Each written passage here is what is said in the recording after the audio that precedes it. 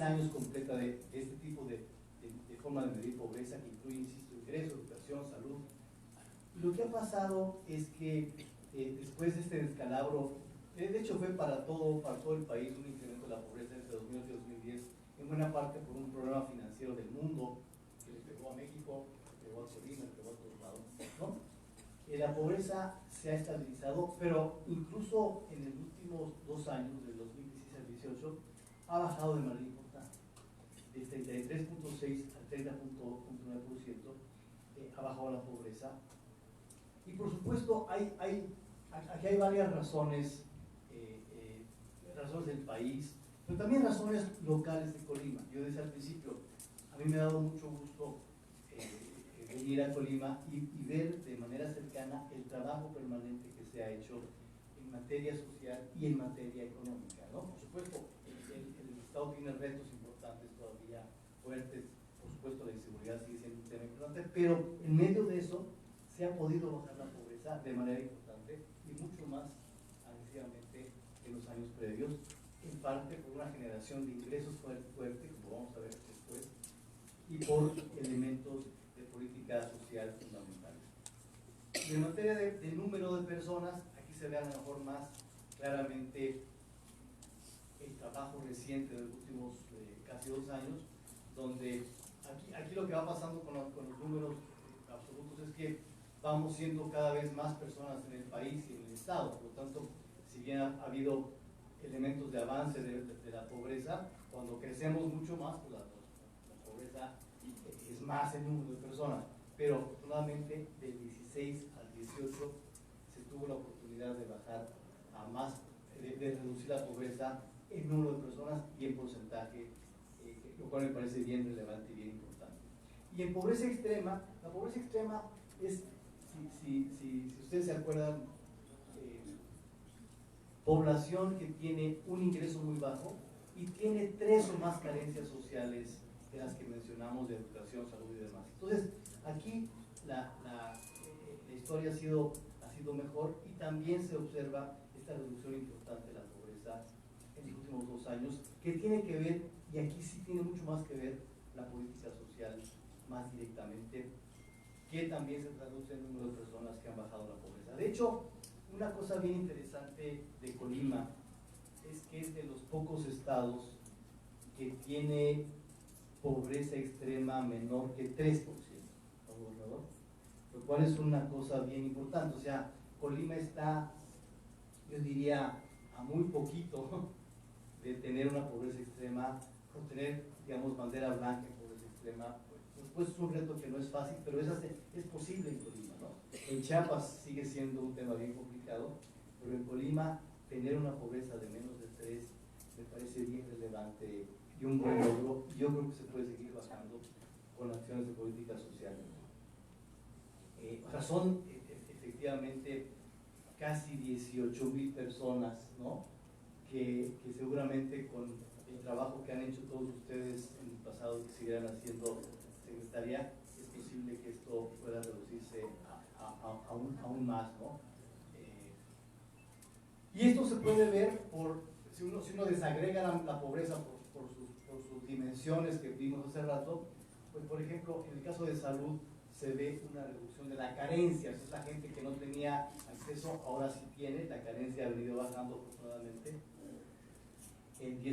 hasta el 10.8%. En salud avanzó mucho, por ejemplo, el Seguro Popular hasta el año pasado. Habrá que ver la evolución de los siguientes años, no está tan fácil, pero habrá que ver qué se hace para tratar de tener un mismo ritmo, ¿no? Es un tema federal, por supuesto, que hay que platicar y hay que negociar. El tema educativo también en general a la baja, que hay que simplemente buscar que la inercia siga para abajo.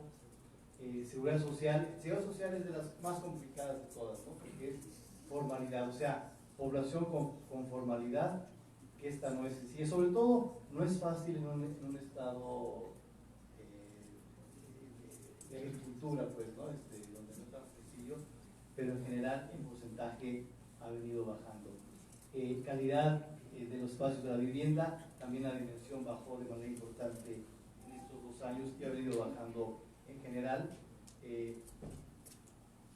Y básicos, alimentación, que es un tema que también tiene que analizarse, pero hay una de las carencias, perdón, que bajó importante, y es que el ingreso avanzó bastante bien en Colima en los últimos 2 años, ¿no? Y eso se traduce en que menos personas viven por debajo de la línea de pobreza. Y esto me parece que es una parte que explica en muy buena parte la reducción de la pobreza en Colima en los últimos 2 años. Y esto es un factor doble, me parece, secretaria. Uno, que tiene que ver con el avance de la industria y del empleo en Colima, y también la otra, el apoyo de programas sociales que ahorita vamos a comentar de manera específica, ¿no? Por ejemplo, el ingreso, esto que ven aquí, la línea de arriba, es cómo le ha ido a Colima en el ingreso laboral.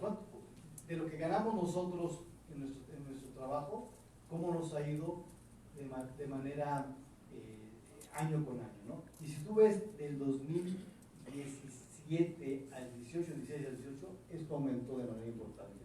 Es decir, entre el 16 y el 18, inclusive el 19, a pesar de la última parte, hemos visto un incremento del ingreso laboral real, lo cual es uno de los impulsos más importantes para la pobreza. O sea, cada vez que nos va bien al empleo, yo decía al principio, cada vez que hay generación de valor agregado, cada vez que la gente tiene chamba, cada vez que la gente tiene o gana más, la pobreza baja. O sea, si hay un determinante que baja la pobreza en Colima, o en China, o en la India, o en Brasil, o en cualquier lado del mundo, si hay una cosa que baja la pobreza, esa es la generación de empleo, tener más ingreso laboral, que la gente gane más, o que haya más empleos. Y eso se ve que pasó en Colima en los últimos 2 años. Lo cual, por supuesto, el reto es que esto continúe en los años subsiguientes, a pesar de que el mundo, Estados Unidos puede crecer más mañana, el mundo puede crecer más mañana, como en medio de eso Colima puede generar todavía mayor empleo y mayor generación de valor. Y la misma gráfica, pero digamos al revés, es cuánta gente tiene un ingreso que no le alcanza su canasta alimentaria. Y lo que vemos desde el año 2016 al 18, sobre todo, es que esto ha venido bajando, lo cual refleja lo que dijimos hace rato. Es decir, en la parte de ingresos, a Colima le ha ido relativamente bien en ingresos, y eso es bien importante poderlo preservar en los años subsiguientes, ¿no? Y finalmente decíamos de las 3 cosas del crecimiento. Uno de ellos es la generación de valor agregado, que se traduce en crecimiento de este famoso Producto Interno Bruto. Y Colima es de los estados que ha tenido crecimiento positivo en los últimos años, lo cual es importante. Aquí otra vez el reto es, ¿qué hacemos en la parte económica? ¿Qué hacemos en la parte de turismo? ¿Qué hacemos en la parte de agricultura, de agroindustrias, para seguir mejorando el crecimiento de Colima y que esto ayude a bajar la pobreza todavía más? Y una cosa bien importante, y me parece que es una herramienta que a las secretarías les ha dado muchas herramientas para trabajar, es cómo se ve la pobreza en cada uno de los municipios de Colima, ¿no? Y aquí vemos la pobreza del lado izquierdo y la pobreza extrema, ¿no? Por supuesto vemos que Armería, Iztahuacán, Tecomán son todavía municipios con pobreza alta, y la pobreza extrema del lado derecho. Y hay, por ejemplo, Villa de Álvarez, Manzanillo, Colima mismo, son candidatos muy fuertes, gobernador, a que la pobreza extrema pueda ser casi bandera blanca. Entonces aquí el reto, que no es fácil a nivel territorial, gobernador, es de qué manera los recursos, que por supuesto nunca son así cuantiosos, se pueden repartir tanto en municipios municipios para bajar la pobreza amplia en Tecomán, como para prácticamente desaparecer la pobreza en Villa de Álvarez. Son dos retos complementarios, pero que la sabiduría aquí de las finanzas puede ser la mejor de las historias para poder tanto decir, mira, en la medición de 2020, Villa de Álvarez o Cuauhtémoc o Colima ya bajaron prácticamente a menos de uno la pobreza extrema, y también se bajó la Almería y Tlahuacán. Entonces, y estas gráficas a nivel municipal, la herramienta novedosa que sacamos en el Coneval, casi la última herramienta que a mí me tocó sacar, es esta que está aquí, que creo que te había presentado, ¿no, secretaria? Es en todas las zonas urbanas del país, incluyendo en Colima, podemos ver casi por cuadra la pobreza, de cómo está la pobreza en las zonas urbanas, en Almería, en Colima mismo, en Comala, en Coquimitlán, en Cuauhtémoc. Entonces uno puede decir, a ver, aquí, si tenemos pocos recursos, ¿a dónde poder ir para abatir la pobreza en diferentes municipios y en diferentes casi cuadras? De hecho, si tienes el chance de meterte a la página del Coneval, uno puede entrar a una cosa que esto está combinado con Google Earth, que le llaman, y uno puede meterse a las cuadras que uno quiera y puedes ver si en tu cuadra, si en tu casa, si en tu colonia, si en la colonia de tus parientes hay o no pobreza y de qué tamaño. Es una herramienta bien poderosa que ayuda mucho a los gobiernos a ser mucho más preciso en su focalización, y ojalá que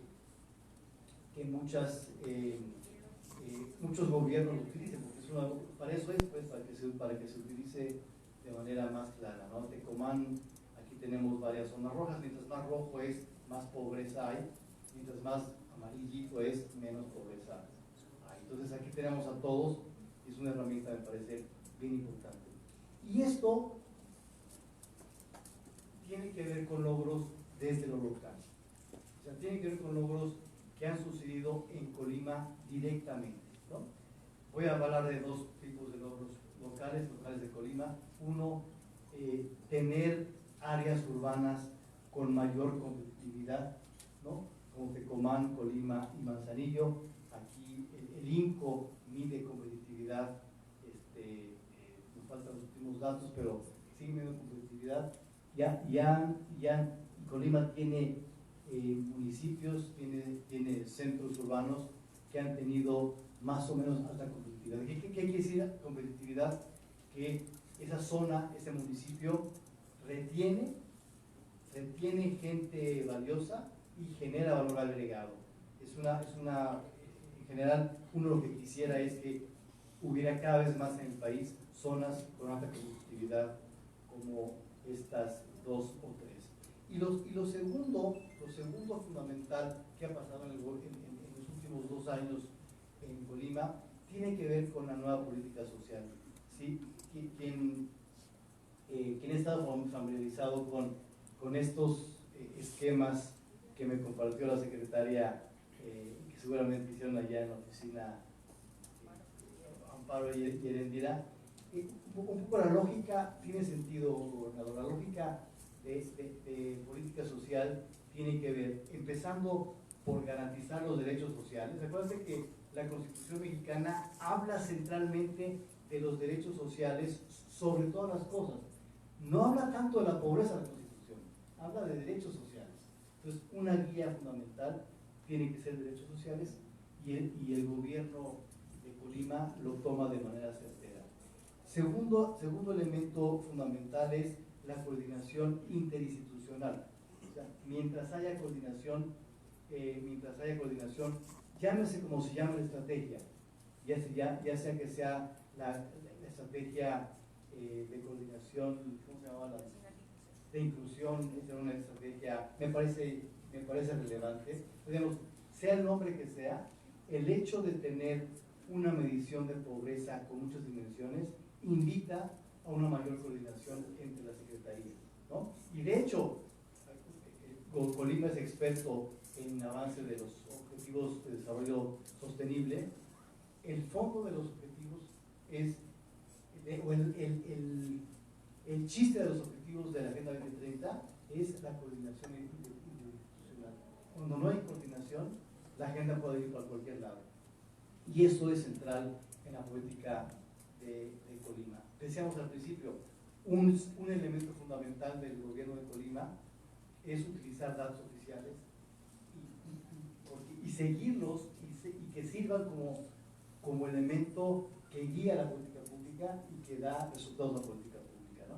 Por supuesto, grupos prioritarios como personas con discapacidad, mujeres, población indígena, son elementos fundamentales.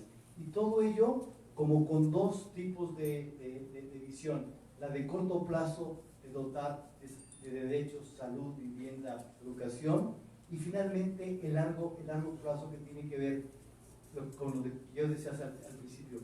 ¿De qué manera podemos hacer que la población prioritaria pueda tener las mismas oportunidades y capacidades que otros, ¿no? O sea, ¿cómo le hacemos para que en Colima y en México no sean solamente los hombres no indígenas que tengan los mejores puestos, casi siempre, digamos, ¿no? ¿Cómo hacer para que haya cada vez más mujeres, cada vez más población indígena, que haya ascenso social y que haya, por lo tanto, movilidad social, ¿no?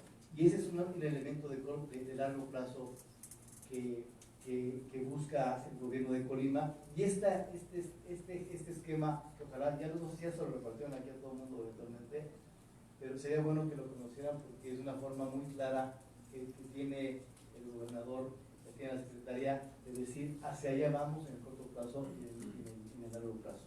Y dentro de la política social sí hay dos o tres programas que me parece importante destacar. Uno, el de uniformes escolares, que más allá, si tú lo conoces bien, sabrás de lo que estoy hablando, pero es más allá del reparto de uniformes que claramente genera equidad entre alumnos.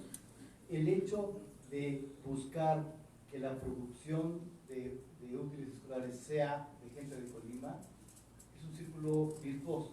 Es decir, hay un elemento donde a los niños se les da útiles para emparejarlos con el resto y que la producción sea local, con lo cual tienes una ventaja adicional, tienes una derrama de ingreso importante el Estado. Y dentro de la derrama de ingreso, pues 3 de 4 personas que se benefician son mujeres.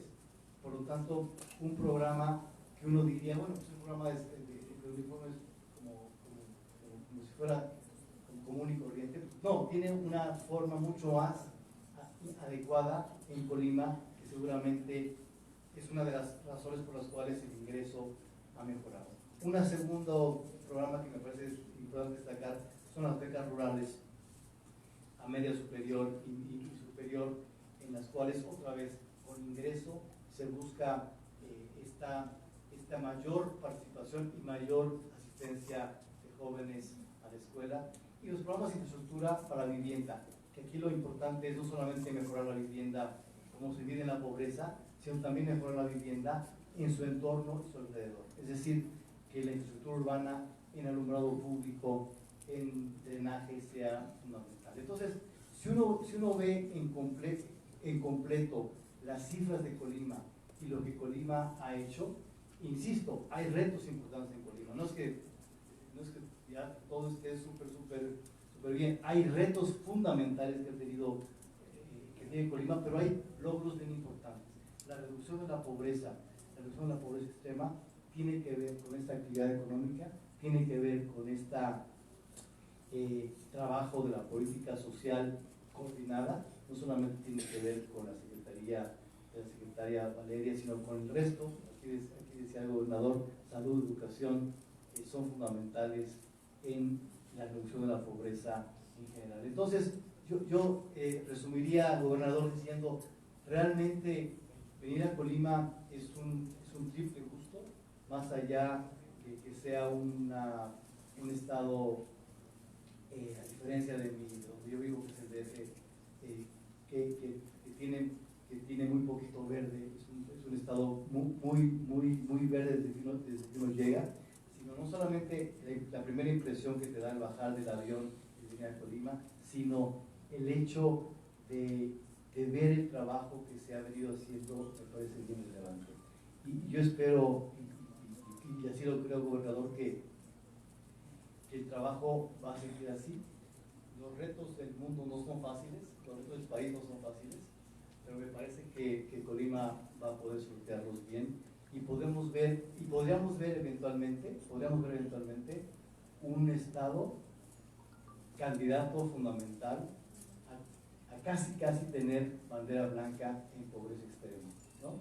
Eso va a depender de lo que le pase a la economía, lo que le pase a la política social y lo que le pase a la coordinación, que yo creo que va a seguir así de bien como ahorita. Muchas gracias y felicidades.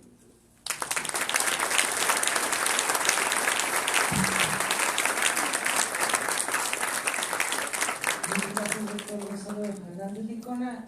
Vamos a abrir el micrófono para una serie de preguntas y respuestas de manera directa, 3 para respetar los tiempos, y como mensaje final pues tendremos la intervención de nuestro gobernador. ¿Alguien quiere hacer uso de la voz?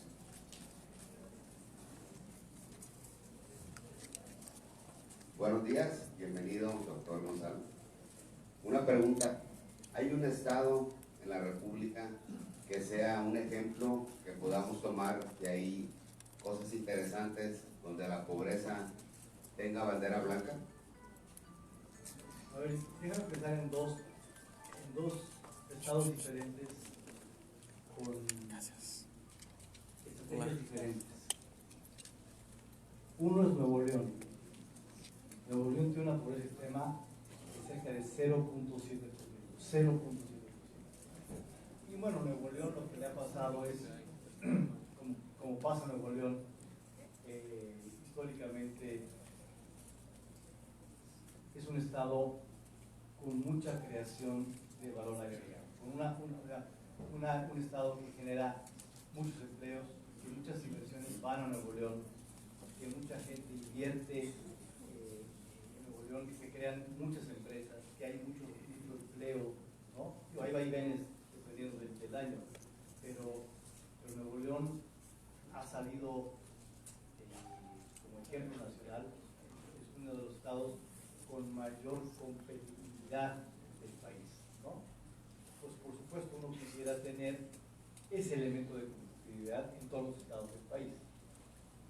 Evidentemente Nuevo León tiene la ventaja de la frontera, en fin, ¿no? Pero sí ha tenido este impulso empresarial desde hace muchos años. Entonces, cada vez que uno ve que un país baja la pobreza, es porque hay empresas creciendo y el país creciendo. A Nuevo León le ha pasado eso recientemente. Y un segundo ejemplo, fuera de, más allá de Colima, para mí también reciente, por una razón diferente, fue Puebla. O sea, Puebla lo que hizo fue tener una política social, y digo fuera de Colima porque Colima ha hecho lo mismo, es una política social coordinada, diciéndole a cada secretaría le tocan esos objetivos para bajar la pobreza y la pobreza extrema. Entonces Puebla entendió muy bien cómo se medía pobreza y el presupuesto fue directamente hacia esos rubros. Entonces es un ejemplo interesante. También por supuesto Puebla invirtió la parte de infraestructura más amplia, pero ese esfuerzo fue bien importante. Pero dentro de ese esfuerzo, yo creo que Colima también compite muy bien. Es decir, compite, porque como ya vimos,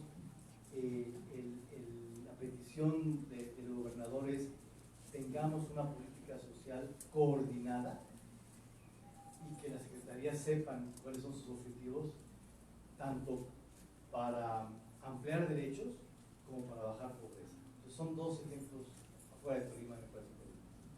Muchas gracias, Víctor. ¿Alguien más? ¿Por allá? Jóvenes estudiantes de la Facultad de Economía. El doctor de Economía. Buenos días a todos. Gracias invitación para estar presente en esta conferencia magistral del doctor Gonzalo. Quisiera, antes que nada, iniciar pues diciendo que muchas felicidades por la información que nos presenta, la cual efectivamente se conocía, pero no de manera detallada como se hizo con la exposición. Y sé que estamos en un cambio político muy importante, que generalmente, cíclicamente en el país, lamentablemente, se llegan a subestimar, a desestimar algunos de los logros que en el pasado se han dado, pero en esta ocasión yo creo que si algo bien podría hacer el gobierno actual es reconocer el trabajo que desde 2006 bajo tu dirección se hizo en este organismo, del cual, y voy a tratar de ir directo, una de las preguntas que quisiera hacerte es: ¿qué más le faltó a Coneval? Por ahí se dice que levantaron dientes para que los gobiernos estatales pusieran orden en las recomendaciones, indicaciones que se les hacían para mejorar, porque recursos los hubo, ¿sí? No los que se necesitan, obviamente. Entonces, reconocer que el gobierno haría bien. Algunos colegas creen que todavía tiene mucho que dar el Coneval. Se sabe que fue un reconocimiento para el país, las políticas, la evaluación de las políticas que se hicieron, particularmente después de la crisis del 2009. Segundo, esperando que el Coneval continúe, ¿qué podría proponer más, además de lo que nos comentabas en la parte de conclusiones, para mejorar? Conociendo la experiencia de otros países en temas de política social y particularmente de combate a la pobreza, hay algunos países que se atreven a plantear metas en concreto y obviamente para ello diseñan toda una política y una estrategia. Entonces, en torno básicamente a esas dos preguntas, me gustaría escuchar tu opinión y nuevamente reiterar la felicitación y obviamente al señor gobernador, quien tuvo la certeza de invitarte, y a Valeria Elizabeth, que está, por lo que escucho, haciendo una muy buena labor en materia de política social. Muchas gracias. Gracias. A ver, yo quiero ser optimista sobre el Coneval. Y déjame ser optimista por lo siguiente. Yo salí del Coneval hace 2 meses casi. Y hoy,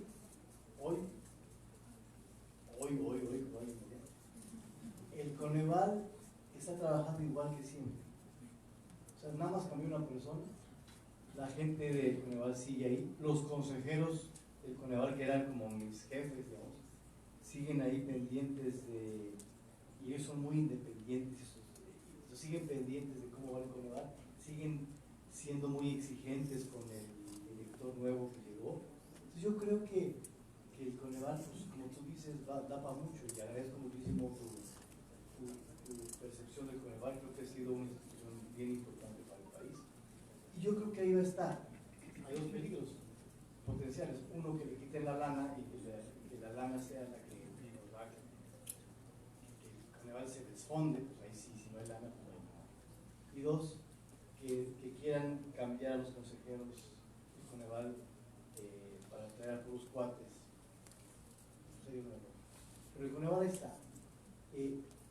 Yo creo que el Coneval, ¿qué cosas le podrían faltar o qué cosas estábamos donde yo me quedé? En tratar de convencer a los gobiernos de que el combate a la pobreza es importante, pero es igualmente importante el combate a la desigualdad y a las brechas sociales. Entonces, si uno puede lograr en un país tan desigual reducir brechas para grupos concretos, más allá de la pobreza, sería un logro importante. Pero como el Coneval oficialmente no mide desigualdad, no tiene tantas formas de hacerlo, pero lo empezamos a hacer con el gobierno presente. Dijimos, a ver, las mujeres indígenas es el de los grupos más que tienen menos bienestar que el resto. ¿Por qué no el gobierno federal actual se pone un objetivo de reducir las brechas de las mujeres indígenas respecto al resto de la población en educación, empleo y acceso a la justicia, ¿no? Entonces yo creo que son los retos que Coneval tiene, y espero que un Coneval que siga ahí y renovado para bien pueda convencer que el tema de la desigualdad es bien importante, el tema de los derechos es importante, el tema de la igualdad de oportunidades es importante. También la parte de qué están haciendo otros países para, si México podría ser un país que podría fijarse metas en materia de pobreza como lo hacen otros países. Creo que también esa fue la pregunta. Yo creo que podríamos poner las metas de reducción de pobreza extrema. Acuérdate que el Plan Nacional de Desarrollo, la versión 2 del Plan Nacional de Desarrollo del país, sí tenía metas, sí tenía objetivos, sí tenía indicadores. O sea, ahí la sugerencia era la pobreza nacional, si no desaparecerla en 6 años, sí, o sea, con buena política de planeación, se podría bajar al menos a la mitad de la pobreza extrema. Yo creo que esas metas son importantes. De hecho, en las metas de los ODS, la meta es bajar a la mitad la pobreza en todas las dimensiones, ¿cierto? Valeria, entonces, yo creo que México ya tiene metas implícitas, pues, ¿no? Y una más. Ahí atrás. Primeramente, agradeciendo la presencia del doctor Gonzalo Hernández Licona por estar en el Estado. Soy Humberto de la Facultad de Economía y mi punto de vista, y la pregunta va muy ligada a la anterior, que es por parte de los recursos que la Federación ha presentado en el PES 2020 para el Estado de Colima, ya que, como es bien sabido, el postulado del presidente Andrés Manuel López Obrador acerca de comentarios sobre el Coneval, el punto es, ¿cuáles son los principales retos que enfrentan los gobiernos, sobre todo estatales, en materia de recursos, ya que ellos son los que se encargan de administrar la parte pues recibida por parte de la Federación? Porque creo que es una parte muy importante, ya que son ellos quienes van a entrar en la materia pues de política social. Gracias. Lo bueno es que después de mí va a estar el gobernador, que seguramente contestará mejor que yo la pregunta. No, el reto es bien importante, o sea, en un ambiente de austeridades y los gobiernos estatales, ¿qué van a hacer o qué pueden hacer, ¿no? Una respuesta evidentemente desde la lógica, pues desde el centro, a quien está interesado en la política fiscal, ¿no? Y cuando ve otros países, es cómo le podremos hacer para que los propios estados tengan más recursos propios, que es un tema que no es fácil, porque políticamente es bien complicado como gobernador. O sea, Brasil genera muchos recursos, los generan los gobiernos estatales, ahí generan los recursos, y en México sí hemos estado como acostumbrados a que el recurso es federal y de ahí viene. Pero es una, así en fin, entonces, por supuesto, esa es una respuesta lógica, la lógica de la política fiscal, que se enfrenta con la lógica política de los gobiernos locales, que no la hace fácil, ¿no? Pero, no sé, quiero agradecer muchísimo al gobernador Nacho Peralta, quiero agradecer muchísimo a la secretaria Valeria, quiero agradecer muchísimo a todos ustedes su presencia, porque insisto, venir a Colima es un gusto. Gracias por venir. Muchas gracias.